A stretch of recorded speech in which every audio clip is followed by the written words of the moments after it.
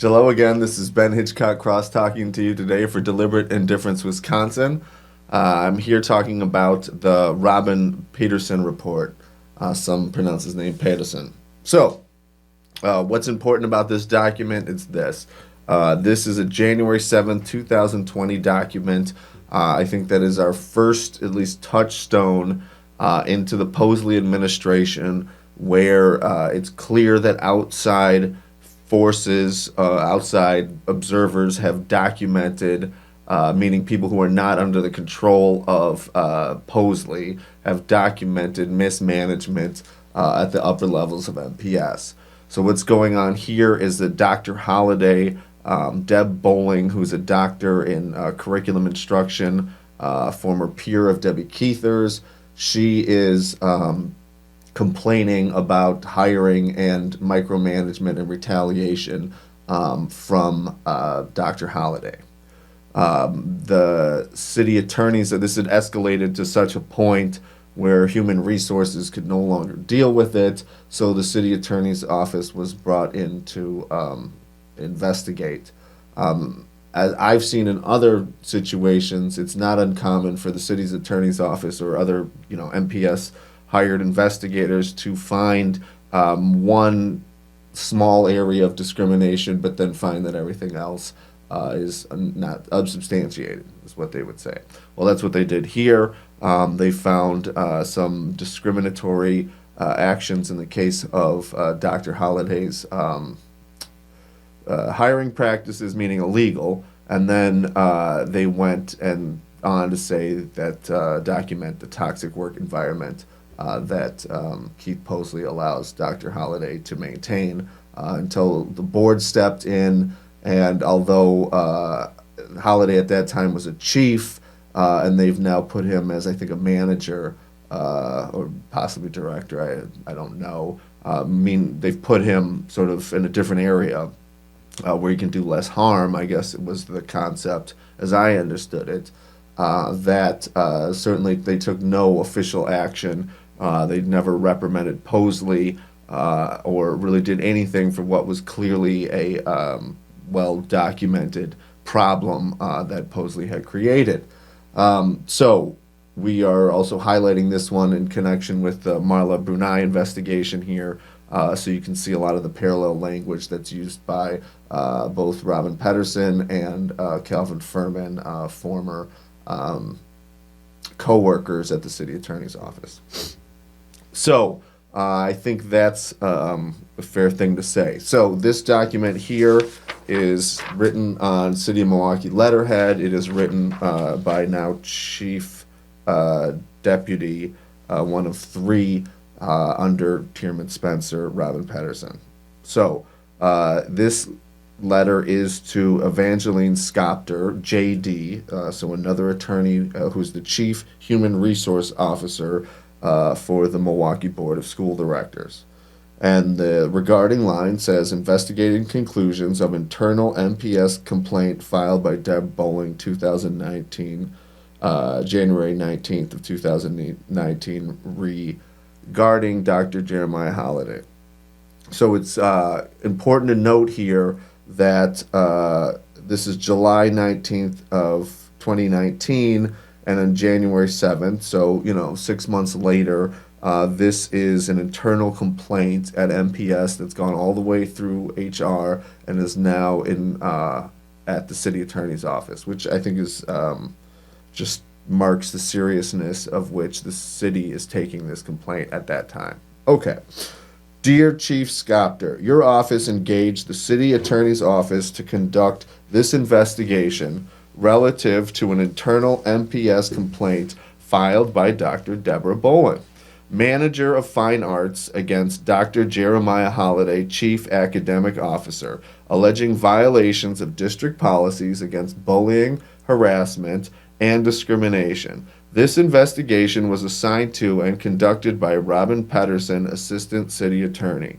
After conducting numerous interviews, including Dr. Holliday himself, and reviewing the complaint and supplementary materials, the City Attorney's Office submits this letter of its investigative conclusions for use in determining the best course forward in response to the complaint of Ms. Bowling. So, again, who is this letter to? That's important. That's what this is saying. This is not to the board. This is to the Chief Human Resources Officer. So a chief, and this is also now, she's an interim chief, about their conclusion into another chief. Okay, so that becomes a problem later on because HR can't actually make Jeremiah Holliday do anything, as it turns out, because the head of HR is a chief and Dr. Holliday is a chief. So at that point, recourse would have been to the deputy superintendent or the superintendent.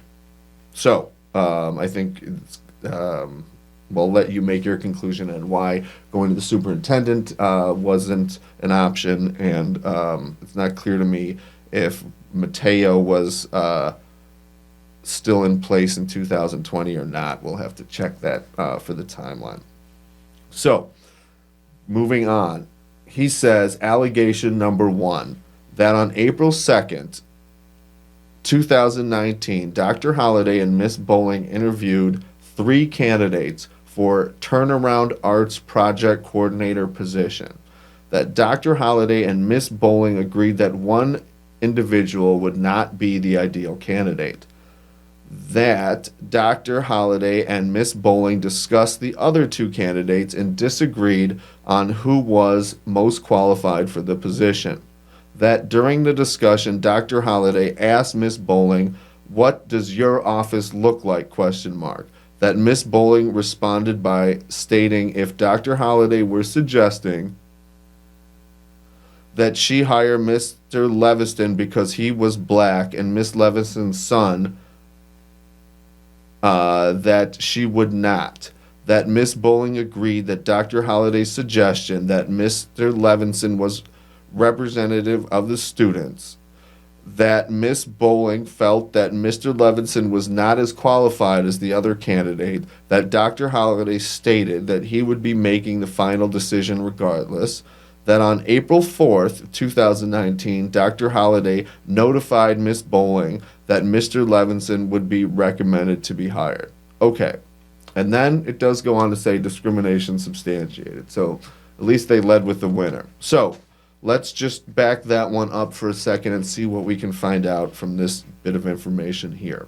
So there is a hiring committee that's being formed to determine who should be the Turnaround Arts Project Coordinator. Okay? Dr. Bowling, being the Fine Arts manager, is on that committee along with Jeremiah Holliday. Okay, who's also her boss and apparently able to make the final decision about who is going to be hired. Okay, so there does seem that Dr. Bowling has the ability to push back at this point, at least in terms of the committee, though Dr. Jeremiah Holliday it feels the need to say that he is the one who is going to make the decision. Okay? Then there's this process here where there is an interview that goes on. Then the people, and we have this from Calvin Furman, that at least with upper management decisions, the goal is to come to consensus. So it's not clear to me if consensus means do what the boss wants you to do, or if that meant actually having a debate. That's not clear. But we do know that consensus is a goal here, and it doesn't seem like Dr. Holliday, and I guess there's some confusion if Deborah Bowling is a doctor at this point, but they keep referring to her as Miss Bowling. I'm going to call her Dr. Bowling because that's the context that I know her in. So, I guess I should say know of her. Okay. So, there's also here a discussion, and I want to be clear that this statement of allegation, because we've seen this several times, and we've discussed this on this channel, how this could be what Dr. Bowling alleges, or it could be a several times regurgitation and translation and filter of what the city attorney, in this case Pederson, is saying that she's saying. So I don't know. I don't have the context, but basically, from what I see here, there does seem to be indications that this is being filtered or at least reauthored by Pederson. And I mean, if I'm going to call it filtering and somebody else is going to call it authoring, or however you want to look at it, the point is that the lens of these statements is the lens of this white male city attorney who is going to become a chief deputy shortly thereafter, as opposed to this female fine arts manager who's the one making the actual complaint and has the things happen to her. So I think it's just important to keep that in mind. So, but even according to Mr. Pederson, although again we're not clear, there is a discussion. And Dr. Holliday says, "What does your office look like?" Okay? And we do know that Calvin Furman ultimately found that this was not discriminatory. And again, Calvin Furman there would not have been the chief human resource officer, but the deputy superintendent, because he understood that the board had said that there was supposed to be, I guess, that they were supposed to have a broader look of who they were hiring, and that he was going to assume that Dr. Holliday was not making discriminatory statements unless it could be proved otherwise. But this is the basis for what we could prove it to be otherwise. So we'll just look at this. Dr. Holliday says to Miss Bowling, "What does your office look like?" Okay? And it's clear from the context here, I think, that Dr. Bowling thinks that this is related to skin color. So she says that she's not going to hire Mr. Levinson because he's black. But then there is a clear comment, also apparently Miss Levinson's son. I don't know what the connection between Dr. Holliday and Miss Levinston is. I believe that she's an MPS employee, but I don't know if there's more of a connection than that. But apparently it's an issue because Dr. Bowling raises it. So then there's an issue. Apparently it says that Miss Bowling agreed with Dr. Holliday's suggestion that Mr. Levinson was representative of the students. Okay. And I mean, what I take from that is that during this hiring discussion, the fact that skin color is more important than qualification. I mean, I think that's crystal clear there. I think that, I would disagree with Calvin Furman if I was analyzing in the position to analyze that. I think that's a very clear basis that Mr. Levinson and the person that was not hired, or at least one other person that was not hired because their skin color did not reflect the skin color of the students. And I guess also I would kind of want to know which students are we talking about. Well, I mean, which students are Jeremiah Holliday talking about?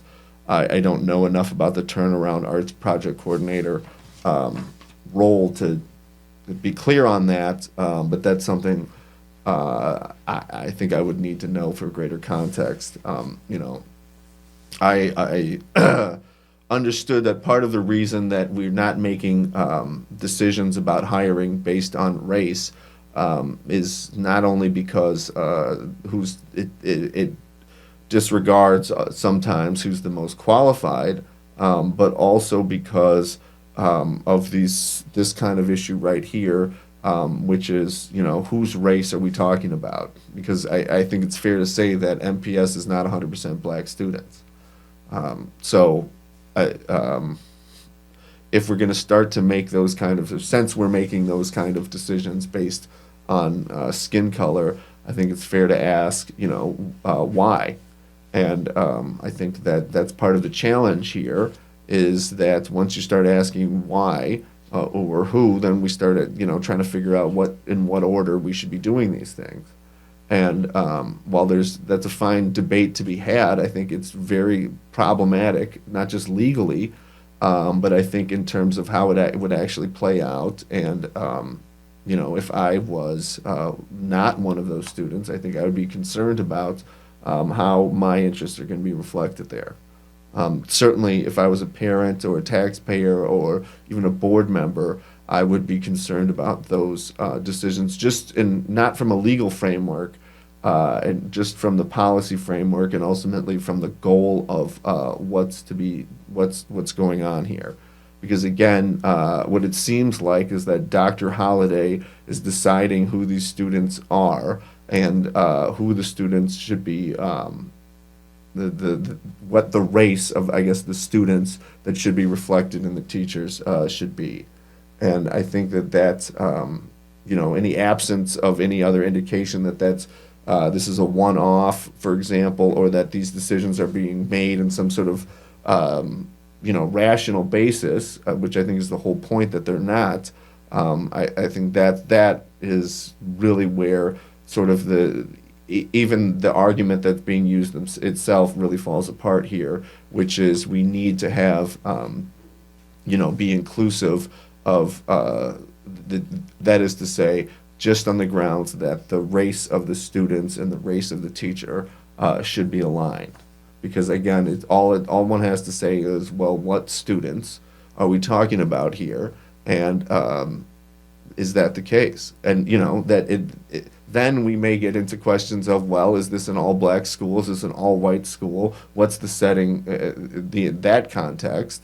And is that legal? Is that what we want? Is that, that kind of segregation? If we just hire people based on the race of the population, is that what's going to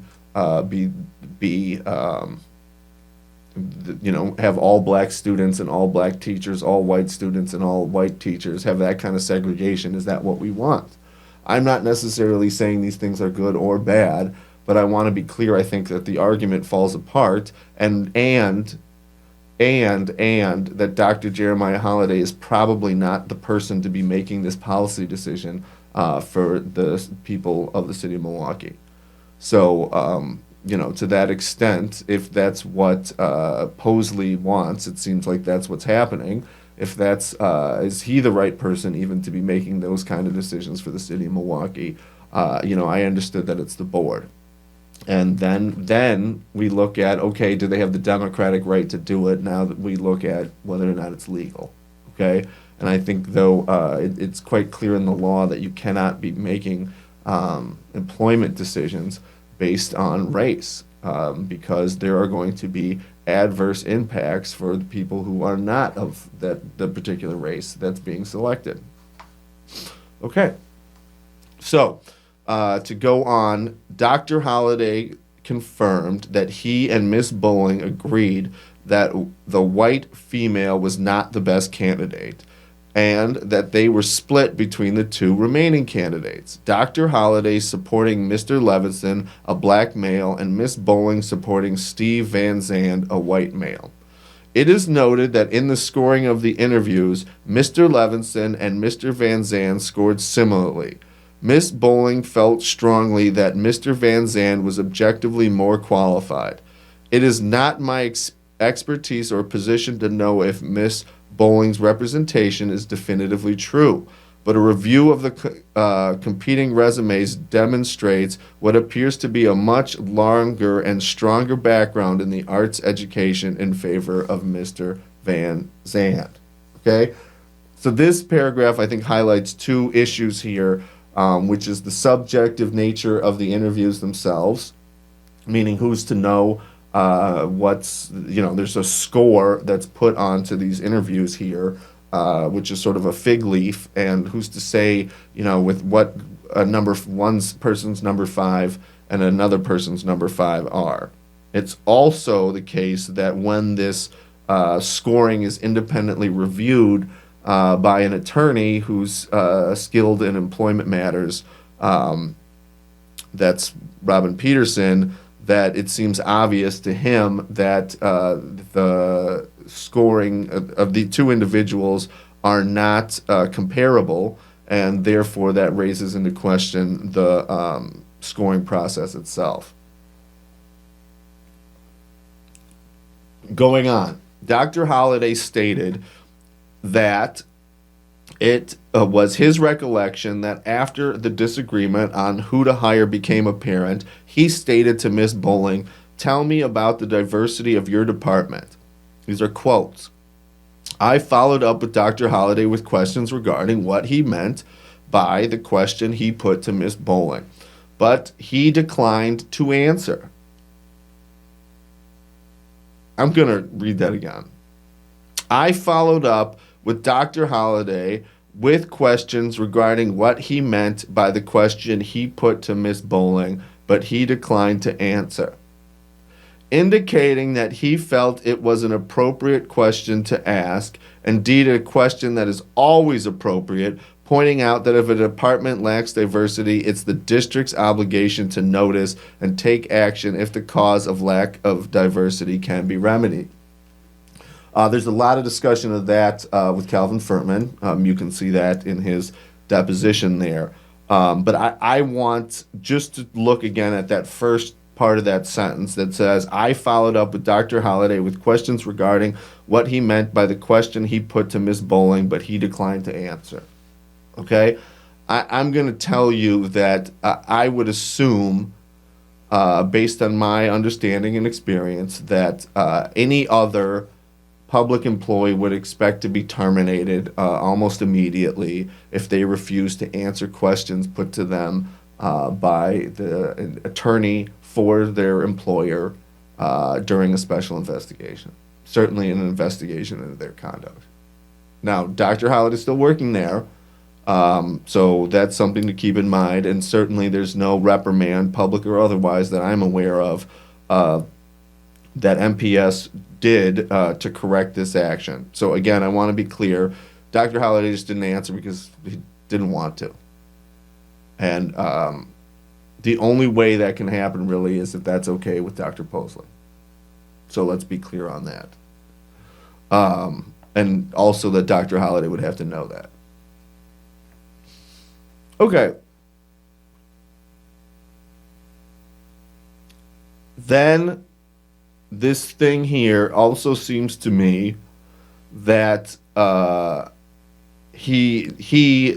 Holliday, is sort of gaslighting Mr. Pederson here and putting it on the district and sort of saying, well, I'm really the victim here.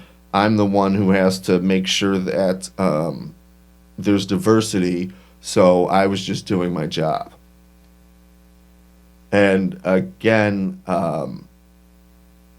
the way that one might go about that without having, exposing the district to legal liability would be to create a culture, systems, policy, procedures, training, all of those kind of things to make it clear and to develop a system of hiring and interviewing that creates the kind of diversity, reflects the students, and reflects the kind of values that the board and the city of Milwaukee is looking to reflect. That doesn't seem to me to be what's going on here. So when I told, this is Robin Pederson speaking, Dr. Holliday that it was my understanding that the arts department at central office had a high percentage of white employees, he agreed. When I asked if that was what he was referring to with his question to Miss Bowling, he would not confirm or deny, but stated that I was making a common mistake of assuming that questions of diversity necessarily mean questions of race or color. I'll, I guess, leave that to you to decide what that means, but to me, there does appear to be gaslighting that's going on here. What I mean by that is that there's the creation of a false narrative of sort of, again, that Dr. Holliday is the victim here, certainly of, and that if, Robin Pederson was only smarter and more, savvy, that he would sort of understand what was going on and why Dr. Holliday had to do what he did. So, this is Pederson again. I asked if there was some other trait of diversity that he was referencing in his statement to Miss Bowling, but Dr. Holliday declined to elaborate. Again, why he wasn't immediately terminated, ordered to tell the truth or be terminated, I don't understand. But I'm not Dr. Posley. We can put that to him, and we can put that to the board. I will, though, say that I understand that when Dr. Posley, just in contradistinction here, had issues with his investigation into Marla Brunei, he had no problem having his attorney come into central office and ask central office employees to answer the questions of his attorney. So that does seem to be strangely divergent behavior. Moving on. One corroborating witness reported hearing Dr. Holliday state she wants to hire a white guy and don't want to give this black boy a chance. That's a quote. Or something substantially similar regarding Miss Bowling and her preference for Mr. Van Zandt over Mr. Levinson. This same witness, though, also indicated that Dr. Holliday has expressed a concern of possible bias on the part of Miss Bowling and preferring white candidates over others. Okay, so now the accusation is that Dr. Holliday is trying to counteract the bias of Dr. Bowling. Okay. Again, I don't know enough about Dr. Bowling or this situation to say whether or not that's true, but it does seem like there's an evolution in the reasoning here. Also, taking that in conjunction with the declining to answer fairly basic questions, I think is, indicates here sort of a break in the narrative and really reason to be suspecting Dr. Holliday's accusations against Dr. Bowling.